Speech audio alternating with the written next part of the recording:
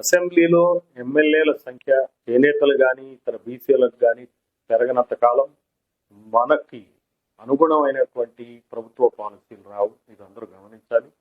మనం అందరం కలుద్దాం, కలిసి చర్చించుకుందాం. ఈ సమస్యల్ని ఎలా మనం అధిగమించాలి, ప్రభుత్వాలకి హెచ్చరికగా ఎలా పనిచేయాలి. విజ్ఞాపన కాలం పోయింది, విన్నపాల కాలం పోయింది, అడుక్కునే కాలం పోయింది. ఇప్పుడు నిలదీసే కాలం, నిలదీసి కలబడి రాజ్యాధికారాన్ని సాధించే కాలం చేనేతలకి వచ్చింది. చేనేతల్లో ఉన్నటువంటి సృజనాత్మకత కానీ, మరి అక్కడ ఉన్నటువంటి మేధాశక్తి కానీ మరి ఏ కులానికి లేదని చెప్పచ్చు. ఎందుకంటే ఒక వస్త్రం నేయటం అనేది ఎన్నో వందల రకాలైనటువంటి రంగుల్ని కలిగిన నూనె ఒక తోటకు చేసి అందమైన వస్త్రం కింద తయారు చేయడం అనేది అది ఒక సాఫ్ట్వేర్ కి ప్రోగ్రామ్ ఎట్లా రాస్తుంది అలా ప్రతి చీర ఒక ప్రోగ్రామింగ్ లాంటిది. అటువంటి అద్భుతమైనటువంటి మేధాశక్తి ఉన్నటువంటి చేనేత సోదర సోదరీమణులందరూ కూడా ఒక్కసారి వెనక్కి తిరిగి చూడాలి.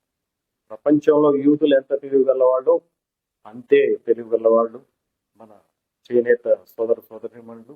మనం ఆలోచిద్దాం, ఈ సమస్యల యొక్క చిక్కుముడులు విప్పి మన అందమైన భవిష్యత్తుని మనం నేర్దాం. జై భీమ్, జై పులి.